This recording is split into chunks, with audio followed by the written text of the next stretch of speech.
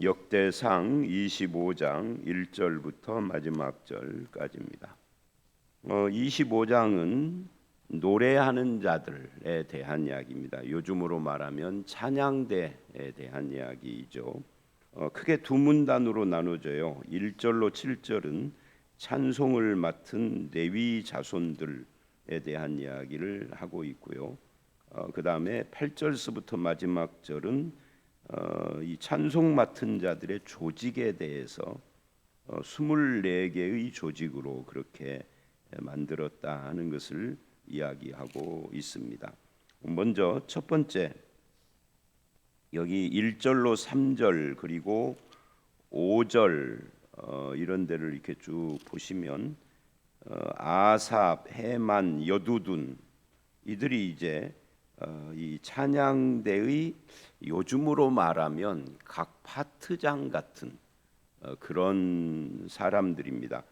이들을 그렇게 삼고 그리고 그들 위에 6절을 보면 이들이 다 그들의 아버지의 지위 아래 계급과 재금과 비파와 수금을 잡아 이거는 이제 재금, 비파, 수금은 며칠 전에도 우리가 봤었죠. 악기들입니다. 현악기하고 타악기를 말하는 겁니다. 여호와의 전에서 노래하여 하나님의 전을 섬겼으며 아삼, 여두둔, 헤만은 왕의 지휘 아래 있었으니 이렇게 이야기를 합니다. 그러니까 다윗 왕의 지휘 아래 이 세 파트장들이 있었고 그리고 이제 그 아래 이 사람들의 아들들이 또 이렇게 나와요. 그래서 3절을 보면 여두둔에 이르러서는 한 다음에 그의 아들들 그달리아와 하면서 이들이 그의 아버지 여두둔의 지휘 아래 수금을 잡아 신령한 노래를 하며 여호와께 감사하며 찬양했다. 그렇게 이야기를 해요. 2절에서도 아삽의 아들들은 아삽의 지휘 아래 신령한 노래를 했고요. 4절에도 하만에게 이르러 그의 아들들은 하고 말씀을 합니다. 그러니까 이제 조직이 딱 이렇게 돼 있는 거죠. 맨 위에 왕이 있고 그 밑에 세 명의 찬양대 대장 같은 사람들이 있고 그 밑에 각자의 아들들을 배치를 해서 그 밑에 이제 아들들하고 뭐 또 다른 사람들이 있는지에 대해서는 여기서 말하지 않지만 뭐 거기 보니까 8절 이하에 보면은 그 밑에 또 조직을 했던 것 같아요. 이런 식으로 조직을 해서 그 특이한 부분이 이런 거죠. 그의 아버지의 지휘 아래서 신령한 노래를 하고 감사하고 찬송했다 하는, 말하자면 자녀들이 아버지에게 속해서 신령한 노래, 그냥 세상 노래가 아니라 신령한 노래입니다. 하나님을 찬양하는 그런, 그래서 이렇게 아버지를 따라 찬양하고 하나님을 섬기는 그런 하나의 팀이 됐다. 이런 말을 들을 때가 있죠. 이제 주일학교도 그러고 일반 학교도 그렇고, 우리 주일학교 선생님이 우리 어머니가 됐어. 좋아할까요? 아기 때는 좋아해요. 유치부나 영아부 때. 초등학교 한 4, 5학년 이상 지나가면 싫어해요. 제발 우리 엄마가 안 됐으면 좋겠는데, 우리 아버지가 부장 안 했으면 좋겠는데, 이렇게 되잖아요. 일반 학교에서도 그런다고 그러더라고요. 그런데 여기서는 부모와 자녀가 한 팀이 돼서 하나님을 찬양을 하고 있다는 것이 특이한 첫 번째로 우리가 봐야 할 교훈이다라고 할 수가 있어요. 오늘날은 자식이 부모와 함께 뭐 주일학교를 한다든지 뭐 특히 신앙 문제에 있어서 뭐를 하는 것이 쉽지가 않은 세대인데, 이거는 무엇을 하는 걸 떠나서 우리 부모들도 우리 자녀들의 신앙을 그냥 교회에 맡겨놓고 방치해요.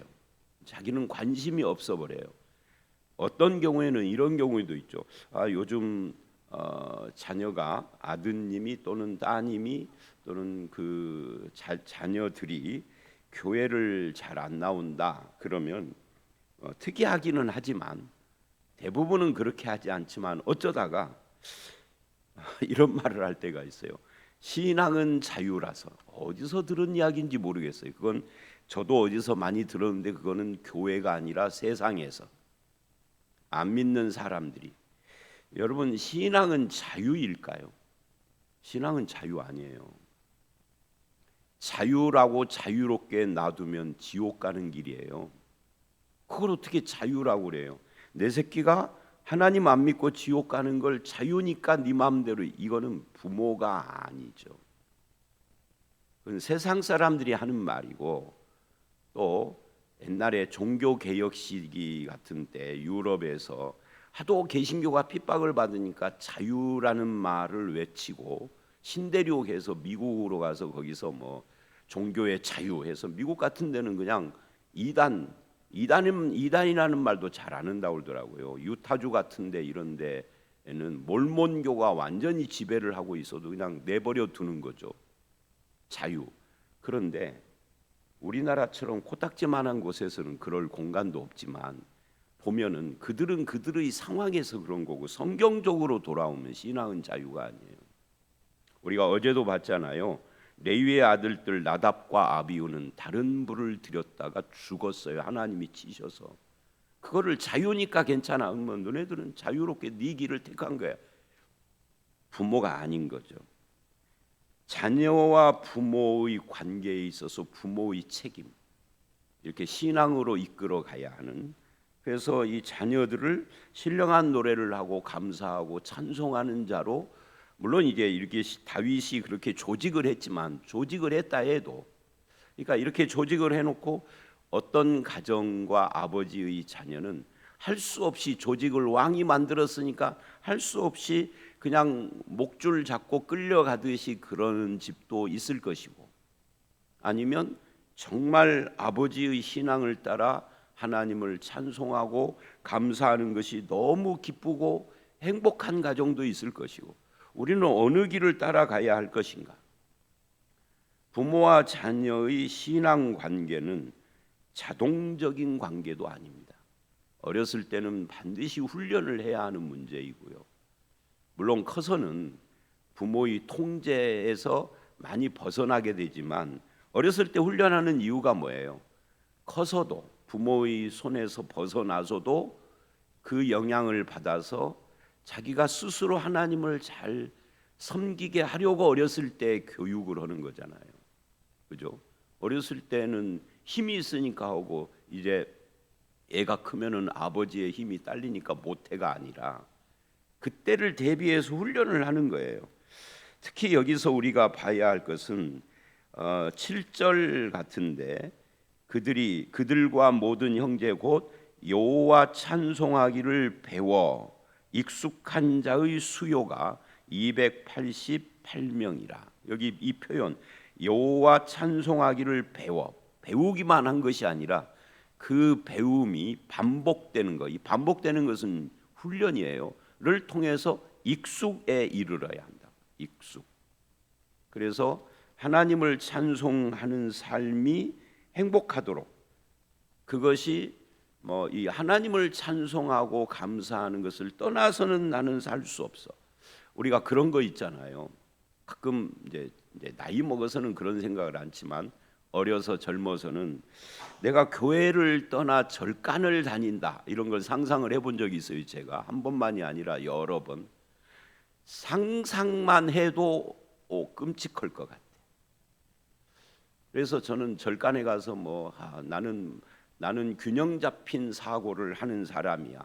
나는 종교에 대해서 열렸어 하고 주일이면 교회 가고, 절간에 가면은 거기 가서도 감탄을 하며 이러는 사람들이 있어요, 보면 가끔. 근데 저는 그게 안 되더라고. 그래서 목사가 됐는지는 모르겠습니다만은 그냥 그게 마음이 안 가요. 열려지지가 않아요. 그러려고 애쓴 것이 아니라 익숙해져서 이것이 나중에는 그냥 내 삶이 돼버려야 하는 거죠. 그러니까 하나님 찬송을 억지로 하는 것이 아니라 그걸 배웠는데, 배울 때는 억지로 했겠죠. 우리 아이들 피아노 가르칠 때 우리 집사람을 보면은 그래요. 뭐 저한테는 저 피아노 가르칠 때 하도 안 되니까 포기했습니다만은 애들한테는 뭐 손가락을 그렇게 하는 거 아니야 하면서 지적을 하잖아요. 그런데 그것이 익숙해지면은 그런 지적이 필요 없게 되죠. 피아노 치면서 노는 것이 즐겁고 노래하는 것이 감사하고 기쁘고 행복하고 이렇게 됐다, 그런 말이죠. 그래서 신앙은, 여기서는 찬송하기를 배워야 했지만 이 찬송을 신앙으로 바꾸면 어차피 하나님 찬송하는 것이 신앙이니까 신앙을 배워서 어디까지 가야 돼요? 익숙한 데까지 가야 합니다. 그래서 탁 치면은 톡 하고 나오게 되어야 한다는 거죠. 그것이 어떻게 되느냐 하면 훈련으로 되는 것이고, 우리가 유아 세례 줄 때 그러잖아요. 주의 교양과라고 그러잖아요. 주님의 교양과, 이 말씀 이야기하는 거예요. 이런 걸로 훈련을 하고, 또 한 가지는 뭐예요? 본으로. 이게 말로 교육을 하고 훈련을 하는 것이 아니라 부모가 본을 보여야 되겠죠. 근데 교회 갈 때마다 싸운다든지 교회 갔다 와서 맨 하는 이야기가 신앙과 관계되는 이야기가 아니라 딴 이야기만 한다든지, 그러니까 오직 주일날 교회 이외에는 부모로부터 신앙과 관계되는 이야기는 잘 못 듣는 가정이라면 이게 되겠어요? 안 되는 거지. 그래서 제가 경험한 사람 중에는요, 순교자의 자녀이고 집안인데도 불교를 믿더라고. 그 부모가 순교자인데, 그 할아버지가 순교자인데 자식이 불교 믿어. 깡패짓 하는 것도 봤어요. 그러니까 뭐가 안 됐다는 거예요. 부모는 신앙이 좋고 할아버지 할머니는 신앙이 좋아서 순교까지 했지만 자식을 가르치고 익숙하게, 신앙에 익숙하게 훈련하는 일은 실패했다 하는 것을 말해 주는 거예요. 그래서 이제 이 첫 번째 교훈에서 우리가 우리 자녀의 신앙 교육을 고민해 볼 필요가 있겠다. 이미 자녀들이 장성해서 가정도 이룬 가정은 그 손자 손녀들, 그들을 위해서도 우리가 해야 할 최선의 일을 해야 하는 겁니다. 신앙은 자유다는 말 좀 제발 하지 마십시오. 교회 집사가 돼가지고 다른 말은 해도 그 말은 하면 안 됩니다. 신앙 자유 아닙니다. 부모의 책임입니다. 책임 감당하셔야 돼요. 하나님께서 책임 물으실지도 몰라요. 그 다음에 두 번째, 이 1절로 3절에 우리가 이 신령한 노래라고 하는 이것도 좀 생각해 볼 필요가 있어요. 이 어떤 노래인가?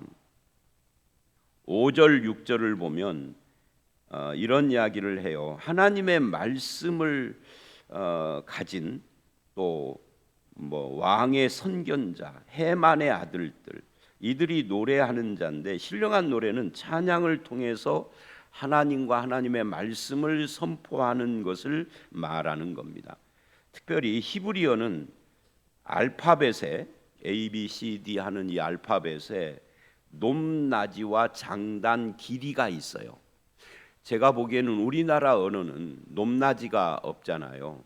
뭐 높낮이를 넣으려면 넣는데 경상도 쪽 언어는 높낮이가 좀 있는 것 같아요. 뭐 길이가 있기는 있지만 이것이 모든 말에 길이가 있는 건 아니죠. 지금 제가 살짝 모든 이런 장단이 있잖아요. 길이 높낮이, 장단이 센 많은 언어, 그게 이제 대표적으로 중국말. 중국 사람들 말하는 거 보면 평상시에 말하는데 되게 시끄럽잖아요. 시끄러운 이유는 이 높낮이와 장단 때문에 그러는 거죠. 뭐 그걸 성조라고 부르더만요. 근데 성조가 많은 언어일수록 이게 시끄러운 언어인 거죠. 근데 우리나라는 그거 성조라는 것이 없기 때문에 우리나라 사람들의 말은 이렇게 뭐라 할까요? 이렇게 쭉 그 높낮이 없이 이렇게 어떤 뭐 이 언어를 제가 설명을 굳이 할 필요가 있는가 모르겠는데, 하여튼 우리나라 말은 우리는 몰라도 다른 나라 사람들이 들을 때는 좀 단조로운 말일 거예요. 아마 높낮이가 없으니까. 히브리어는 높낮이가 있고 장단이 있어요. 그래서 어떻게 되느냐면 히브리어로 이 시편을 읽으면 이것이 저절로 노래가 돼요. 그러니까 하나님을 찬양한다는 것이 그냥 우리 입장에서 보면 시편을 읽는 거예요. 그냥 읽는데 여럿이 함께 읽으면 합창이 되는 거죠. 그래서 그게 노랫가락이 돼버리는 거예요. 성경 읽기가 우리나라 옛날 사람들이 조선시대나 이런 사람들이 시조를 지어서 시조를 읊조리잖아요. 그럴 때 뭐 하면서 뭐 흉내도 못 내겠는데 뭐 세상이 하는 것처럼 그렇게 찬송이 돼버리는 거죠. 그래서 뭐 시편 찬송이나 이런 것이 있는데 보면은 오늘날의 찬양처럼 막 확 올라갔다 팍 떨어졌다 하는 그런 것이 아니라 약간 좀 그 완만하게 올라갔다가 완만하게 떨어지는 이제 생각났다. 단어가 타령하듯이 그런 노래가 돼요. 그래서 이 신령한 노래라는 것이 하나님의 말씀 읽는 거와 관계가 돼요.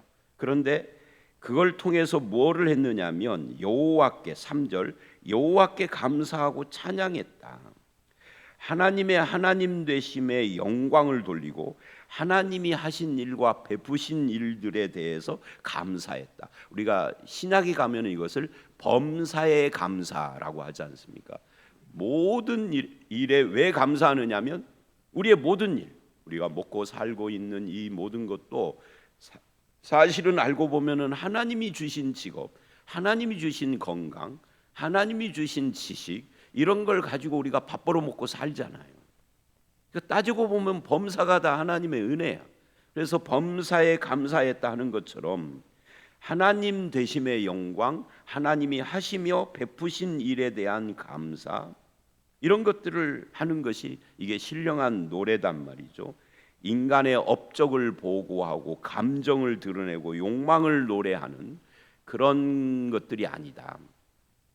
그래서 이 기도도 그렇고 찬송도 그렇고 우리가 분별을 해야 돼요. 기도를 하는데 시국 선언하듯이 한다든지 광고하듯이 한다든지 그 기도가 아니죠. 찬송을 하는데 인간의 감정과 욕망을 드러내는 가사로 도배된 그런 찬송, 그거는 우리가 이 회중 찬송으로 채택 자체를 안 해야 되고, 어떤 경우에는 성경적이지 않는 가사들이 많이 들어와 있어요. 우리 찬송가에도. 그래서 저는 이 찬송은 안 합니다 하는 그런 찬송들이 있잖아요. 그런 것들인 거죠. 그거 분별을 해야 하는 것입니다. 자, 어쨌든 그렇게 하나님됨의 영광, 하나님의 베푸시고 하신 일들에 대한 감사, 하나님의 말씀에 대한 고백, 하나님이 베푸신 은혜의 기쁨으로 하는 노래, 이런 것들이 다 신령한 노래예요. 그리고 나의 마음과 자녀들의 마음에 이런 하나님의 말씀과 하나님의 은혜와 영광의 풍성함이 담겨져 있는 거죠. 그것이 이제 찬송으로, 감사와 찬송으로 입술로 표출이 돼. 그러니까 입술에 나오는 것은 마음에 있는 것이 나오는 거니까 이게 훈련이 필요하다.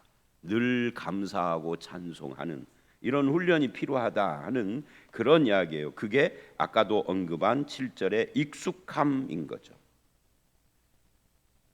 그 다음에 이제 6절을 보시면 거기에 재금은 타악기예요. 심벌즈 기능을 하고 있는, 이거 전에 설명을 한번 했던 것이죠. 비파는 현악기예요. 12현으로 돼 있다고 그래요. 수금도 현악기예요. 이게 손가락으로 연주를 하는 거예요. 하프 비슷한 것이 이제 수금이라고 알려져 있죠. 또 나팔도 나와요. 5절에 보니까 나팔을 부는 자들이라고 그렇게 돼 있죠. 그러니까 하나님이 주신 은사, 직분, 재능에 따라서 이 노래하는 자들도 어떤 사람은 인간의 목소리로만 하고, 어떤 사람은 재금, 비파, 수금, 또 어떤 사람은 나팔, 이렇게 감당을 했다 하는 거예요. 그것들로 상호간에 서로 이제 크고 작고 하는 높낮이를 조절을 해서 그렇게 하나님을 찬양을 하는데, 이것을 제비 뽑아 했다 그래요. 그러니까 하나님께서 맡기셨지만 그거를 제비 뽑아서 8절에 그 다 같이 제비 뽑아 직임을 얻었으니 누가 어떤 직임을 가질 것인가 하는 것을 제비를 뽑았다. 그래서 공평한 거죠. 그래 가지고서 맡긴 직임들이 24개의 조직으로 되어져 있다가 31절까지의 말씀이에요. 그리고 이제 마지막 교훈인데 이 8절로 31절을 보면 우리가 다 안 읽고 건너뛰어서 마지막 절만 나중에 읽었잖아요. 수많은 이름들이 등장을 합니다. 그러니까 하나님을 섬기고 찬양하는 자들의 그 어떤 영광스러움이 이제 무엇이냐라고 할 때 그들을 유명하지 않지만 성경에 기록을 했어요. 하나님께서 기억하시겠다 하는 거죠. 꼭 리더가 되어야만 하는 것도 아니고 어떤 세속적인 성공을 이루어야만 하나님의 축복이다 라고 하는 시대에 그렇지 않더라도 유명하지 않아도 되고 리더가 아니어도 되고 꼭 세상적 성공을 하지 않아도 되고 하나님이 인정하는 사람이 된다라는 것이 그게 성경이 말하는 뭐예요? 복인 거예요. 그래서 축복을 이야기를 할 때 성경은 이렇게 이야기를 합니다. 하나님이 그들과 함께 하였더라. 우리 앞에서 나왔던 이야기입니다. 축복이 뭐냐 할 때 우리는 축복을 세상적인 관점에서 뭘 많이 소유하는 거예요. 어떤 자리에 올라가든지 뭐 잘 되든지 이런 걸 성경은 그런 걸 축복이라고 하지 않아요. 하나님이 함께 하는 것을 축복이라고 그래요. 아주 가난한데 하나님이 함께 해요. 부유한데 맨날 골프만 쳐. 누가 축복이에요? 가난하지만 하나님이 함께 하는 자가 축복인 거죠. 높은 자리에 있지 않아요. 높은 자리에 있는데 그렇게 악독해요. 그거는 악인입니다. 하나님께 저주받은 사람이에요. 그 자리에 있다라는 것이. 높은 자리에 있지 않지만 하나님께 감사하고 옆에 있는 사람들과 나눌 줄 알고 그들과의 관계 속에서 하나님의 은혜와 영광을 드러내는 삶을 살면 그 사람이 형통한 사람이에요. 그 대표적인 예가 누구죠? 요셉이에요. 요셉은 노예로 있을 때도 형통했다고 그러고 감옥에 죄수인데도 형통했다고 그러고 총리가 됐는데도 형통. 그러니까 이게 직책하고 상관없이 형통했어요. 왜요? 하나님이 함께했기 때문이에요. 하나님과 함께하는 자, 하나님이 인정하는 자, 그들의 명단인 거죠. 하나님이 기억. 우리는요 읽어봐도 누군지도 몰라요. 익숙한 이름들이 별로 없어요. 우리는 기억 못하는데 하나님은 기억을 하시는 거죠. 마치 히브리서 11장 1절을 보면 히브리서 12장 1절을 보면 히브리서 11장에서 구약에 나오는 믿음의 선진들에 대해서 쫙 언급을 했잖아요. 다 언급을 한 다음에 한 장 넘어서 바로 12장 1절에 뭐라고 그러냐면 구름 같은 증인들이 있다 이렇게 이야기를 합니다. 11장에서 말한 사람들 말고도 구름 같은 증인들이 있다. 우리는 그들의 이름도 모르고 얼굴도 몰라요. 우리가 아는 사람들은 뭐 아브라함, 모세, 다윗, 솔로몬 뭐 하면서 그 익숙한 구약의 인물들이에요. 이사야, 말라기, 에스겔 하는 사람들. 근데 그 외의 사람들은 몰라요. 심지어 열왕기를 보면 선지자들이 등장을 할 때 어떤 선지자는요 무명 이름이 없는 선지자가 등장을 해요. 하나님께서 가라 해가지고 열왕기 상에 보면은 어떤 젊은 선지자가 유다에서 북왕국에 가가지고 거기서 말씀을 전하고 내려오다가 어떤 노인 선지자를 만나서 죽어요. 이 젊은 선지자가 하나님의 말씀을 실천하고 결국은 죽어. 그런데 끝까지 이 성경은 그 사람 이름을 말하지 않아요. 노인 선지자 이름도 말하지 않아요. 자기 때문에 죽은 젊은 선지자를 보고 아들한테 유언을 하죠. 나 죽으면은 이 선지자와 합장해 달라고. 이 진짜 선지자였다라고. 근데 우리는 그 두 사람 이름 모릅니다. 이 히브리서 12장 1절은 구름 같은 증인들이 있다라고 말을 해요. 우리는 몰라요. 그런데 하나님은 그 이름을 기록해요. 그래서 어디다 기록해 놨죠? 성경이 아니라 성경에도 이름을 기록하지 않은 사람들이 있단 말이죠. 그 선지자들처럼. 그런데 생명책에 기록을 해요. 바로 그 이야기인 거죠. 그리고 수천 년을 이어 내려오면서 말씀을 통해서, 성경을 통해서 그들을 칭찬하죠. 내가 이름을 적어놓지는 않았으나 성경에 수많은 순교자들이 있고 수많은 믿음의 선진들이 구름 같은 증인들이 있었다라고. 어쩌면 제가 자주 하는 말이잖아요. 200년, 300년 후에 저와 여러분의 이름은 아무도 기억을 안 할 겁니다. 누가 우리 교회의 재직회나 당회의 기록을 떠들어 읽어볼 사람도 없을 것이고, 근데 하나님이 기억하고 생명책에 기록이 됐을 것입니다. 이것이 구원받은 자들입니다. 그래서 우리는 뭐를 해야 된다고요? 오늘 말씀의 결론이 하나님을 항상 감사하고 늘 찬송해야 한다. 신령한 노래로 하나님의 영광, 하나님이 하신 일, 나에게 베푸신 것, 하나님의 말씀, 그 은혜, 누구와 함께 해야 한다? 내 자녀들과. 내 자녀들도 나처럼 익숙하게 해야 한다. 이제 이 말만 하고 이제 마치겠습니다. 은근히 목사로서 걱정되는 것 중에 하나가 뭐냐면, 이 새벽 기도가 앞으로도 계속 유지가 될까? 지금 나오시는 분들이 다 연세가 많아지시고 돌아가시고 오면은 한국교회 어쩌면 새벽 기도 유지 안 될지도 몰라요. 이미 새벽 기도 안 하는 교회들도 많고요, 이미. 그래서 속으로 괜히 미래의 것을 미리 걱정할 건 없지만 염려가 좀 돼요. 그래서 제가 이번 월요일 날 목사님들하고 만나서 대화하다가 어떤 교회는 그 중에 있는 교회가 아니라 그들이 말하는 어떤 교회는 새벽 기도를 안 한다, 폐지했다. 또 나이 드신 분들은 오지 말라 했다. 그런 말을 듣고 그러면 안 되는데, 나이 드신 분들이 겨울철에는 조금 거시기 하기는 하겠지만 그분들이 나와서 기도해 주어야 되는데 하는 그런 생각이 들더라고요. 자, 말씀을 마치겠습니다. 여러분의 삶에 항상 신령한 노래와 감사 찬송이 있고 그것이 여러분의 자녀 세대에도 전수돼서 함께 하나님을 찬양하는 삶을 살아가시는 저와 여러분들이 다 되시기를 주의 이름으로 축원합니다. 함께 기도하겠습니다.